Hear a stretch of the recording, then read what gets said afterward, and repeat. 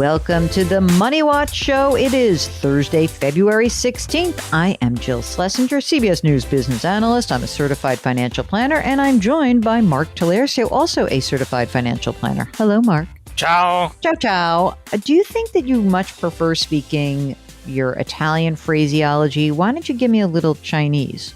Ni hao. Ni hao. Thank you. I'm looking forward to hearing how people are reacting to the new name of the podcast. Do you think they'll actually notice or not? Oh, they'll notice because and the logo is going to be changed as well. So they'll hear the difference. They'll see the difference. Yes. Oh, right.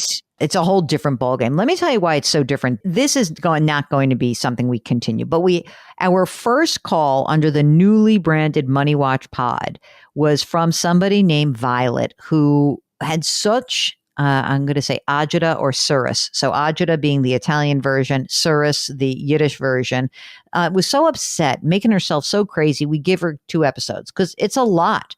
And so we talked to Violet on Tuesday and remind her that she is in her 40s. She's the sole provider of income to the household. She's got a stay-at-home dad husband. He's not working right now. He has had difficulty finding a job.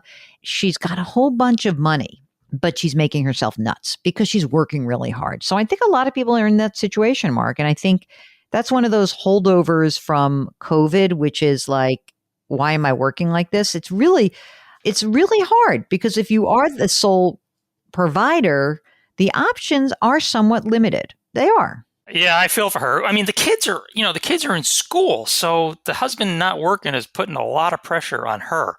Oh, I mean, I don't want to say it, but I mean, come on, can you help her out a little bit? But who knows? There's probably other stuff going on, but it's not like he's staying home taking care of the kids. No. And, listen, it is clear from our perspective that, even if he didn't get the best job in the world, if he got a job, just a little bit of support financially could really do a lot for her. So anyway, let's get back to Violet from New York. What do you think you need to live on? The problem that I have with this is that because you live in a high cost of living area, right? Yes. And you have this $800,000 house. Yes. I'm not really worried about, now that you tell me about the assets, I'm not that worried about the car loan and the student loan because they're cheap and nothing's fluctuating and the car loan's going to get paid off. So I'm not worried about that. But what I am kind of trying to figure out is what's the off ramp to get you to the next place? That's kind of what I'm trying to figure out. So if you were to honestly give me let's say in 5 years, let's just say it's 5 years. In 5 years, if you had your druthers and you were going to change your life, right? What would that look like? You wouldn't be living in this $800,000 house. Where would we look? What would you be doing and how much could you earn? So that's the thing. It would be nice for me to open my own office, but then you're it's like having another child, right? And that's the whole thing. When you work for somebody else, you're working for someone else and taking on their problems and literally taking care of it for them. And at some point you want to do it for you, but I'm 45 now. And imagine having another kid at 45. It's that's a lot. It is a grueling type of work, but what you're really bringing up is this idea that at 45, the way to kind of control your life a little bit more would be to go into practice yourself. Right. However, doing so would not really, in the short run, wouldn't actually have you work less. You'd be working more. It would be a lot, right? Yes. Okay. How about this? What if we could figure out a way, not so much that you could go move to Europe. That's off the table right now. Let's say we got to get these kids, I don't know, I just feel like right this second, I don't think that's the way that you attack the problem. Is there a world where in 5 years or now, you move to a different part of the country, a warmer climate, where you don't have to work quite as hard and you can earn less money and be a little bit more in control of your life, your schedule? Is that a job that exists for you? So, okay, the thing is that I feel like the world has turned upside down. You saw the markets do stuff that was crazy in 2020 and now in 2023. And you see how inflation has risen and how everything costs so much and the housing market went up. So, and house prices were insane. this all was a great question theoretically, maybe like 5 to 7 years ago. But now, like, let's say if you move to the South, right? Yeah, houses are a little bit less expensive in comparison, but still they're really expensive. And Right. everything is really expensive. Not when I move you, this poor brown woman, where I'm going to move her to Mississippi. No, I Mark, don't want to go there. terrible. No way. That's You would and you I would move be to really, Mississippi? we'd No, be fish out of water. Um, exactly. so if you were to stay, Yes. let's say we as is, how much money are you spending right now on a monthly basis? Give your guess. I can tell you what my credit card bills were. Okay, so I know based on credit card, it was like for the year last year was like 20,000, but then my monthly bills are here. So if I had to add it up, it would be close to maybe 15,000 a month, maybe more now because the electric bill it has gone up It's not going to be forever, but 300%. so let's say it's 18 grand a month. Okay. Is that right? That seems right to Yeah, me. that's okay. Let's say it's 18,000 a month. Yes. Fair. When you look at your cash flow, you're obviously saving money in the Vanguard account. Do you have any Bi-weekly idea? 3,000. Say that again. Bi-weekly 3,000. So 6 grand a month you're saving? Yes. That's great. So 72,000 bucks. Do you feel like if you work, you say right now you're working 3 to 4 days a week. Are you really working more than like 4 to 5? I just need to understand. Okay, 4 days flat. Yes, it's definitely Yeah. 4. And then sprinkled in one day could be 3 and one day could be 5. Yes. Okay. So it's really 4 days a week. It's 4 days. Mark, are you assessing the situation and have any thoughts? I have some thoughts, but I just want to hear what you have to say first. I mean, I can hear in her voice. She's definitely a worrier. To me, from the outside looking in, you're in good shape. You're in better shape than you think you are. But what if I didn't want to work and my husband wanted to work and let's say the max he could make was only like, say, 60,000, right? Mm-hmm. Yes, but couldn't you work honestly, could you work 2 days a week? Yes, but and it's he still goes not back that to much work? money. Yeah, but it's still Huh? not that much money. Yeah, but you would just be flat. You'd pay for your bills. She still wants to be able to sock away all that money. Well, you can't have it both ways. That's the problem, right? I mean, here's the thing. I think you're driving yourself crazy, and I can relate to that. I am I don't drive myself crazy about money, but I can drive myself crazy about a lot of different things. Right now, I'm driving myself crazy about my back hurting. I'm driving myself crazy about. The thing is, you're spinning out of control, and we need to make this better for you. So I'm trying to figure out how we make it better for you. And I think the way we make it better for you is to understand that, if you work for 5 more years like this, which I think you're presuming you could do. Is that right? You presume that, right? Yes. And if we presume in 5 years, Mark, she has, say, $3 million accumulated. And will the car loan be done by then, by the way? Oh, yeah. So that'll be done. When's the student loan payoff? I have the money to pay all of it. It's just I wouldn't pay it off as presuming we can Exactly. get we want you to be invested the right way. But look, if you had $3 million and you did want to go and say, okay, in 5 years, I am not doing 4 days a week. I'm doing 3 days a week solid. Okay. And now you're not going to put as much money away. If she keeps doing what she's doing for the next 5 years, putting away $6,000 a month, it'll be about $3.5 million. Okay, so if you have $3.5 million at that point, and then you go to 3 days a week for another 5 years, and you don't put as much money away, maybe even it's 2 to 3 days a week. If you could do another few years, not a lot, but like you could make your life a little bit better. And now also, by the way, the kids are teenagers; they don't even want to see you. Just to be clear about that.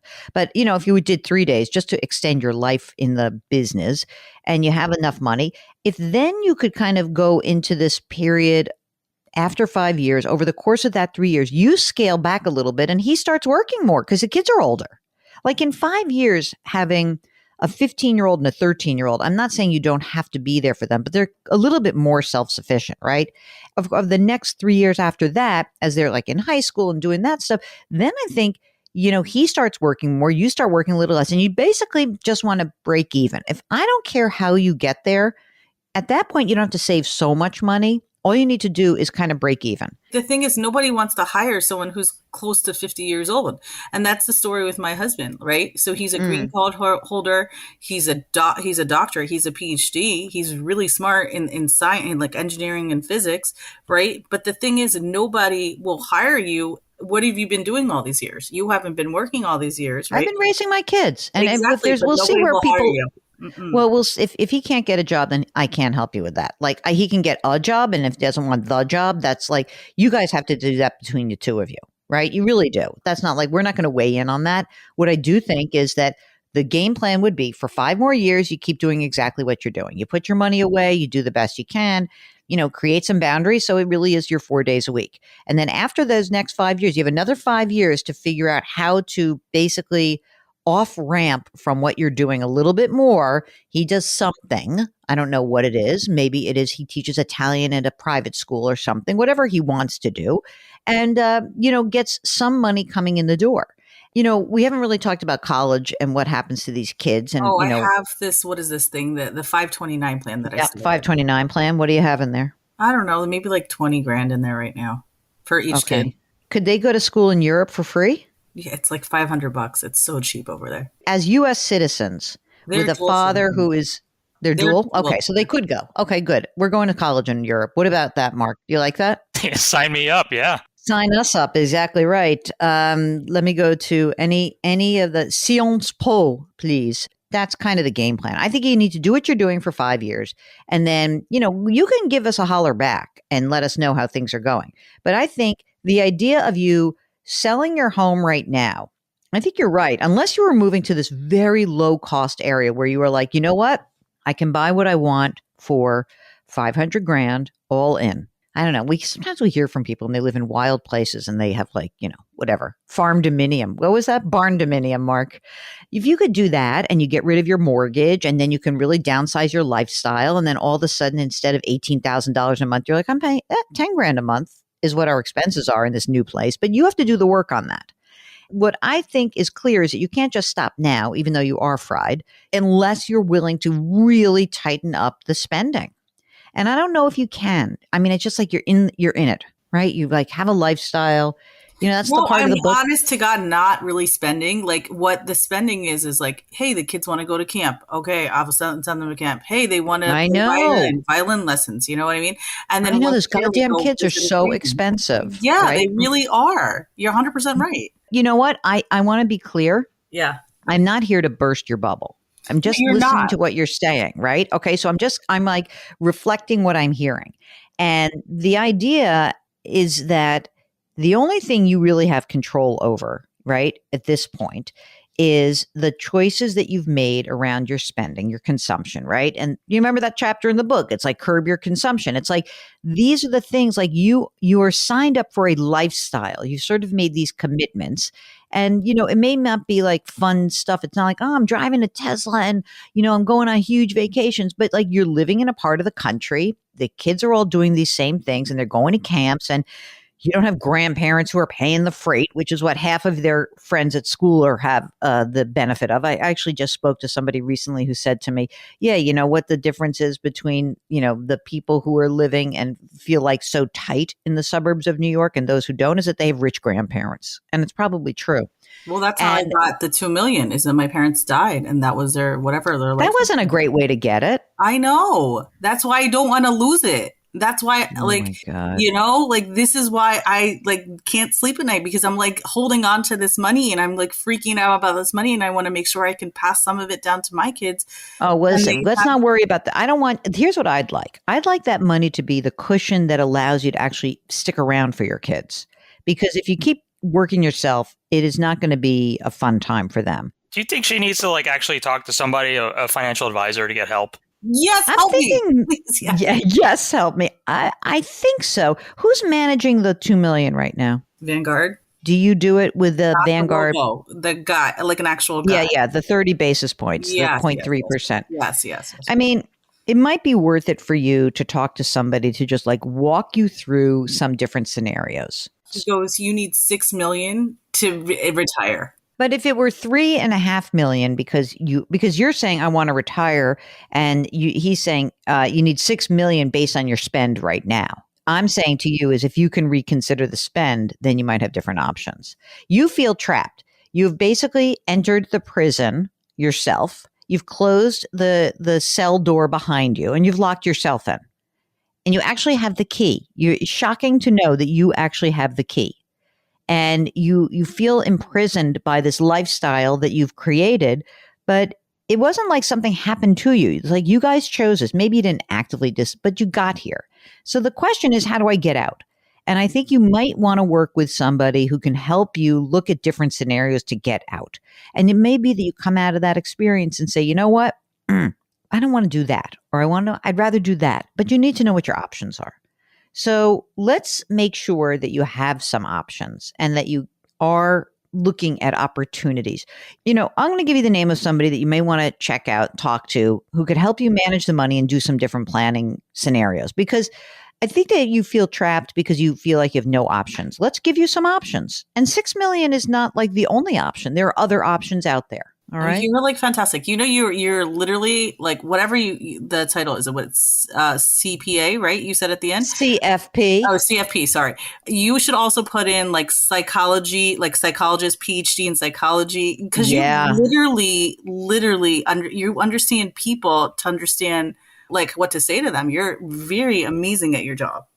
Boy, now Mark's very unhappy about that because already obviously he's your team player. You guys are like the best. He's my man. He's my wingman. That's how I get dates. You're Maverick, I'm Goose.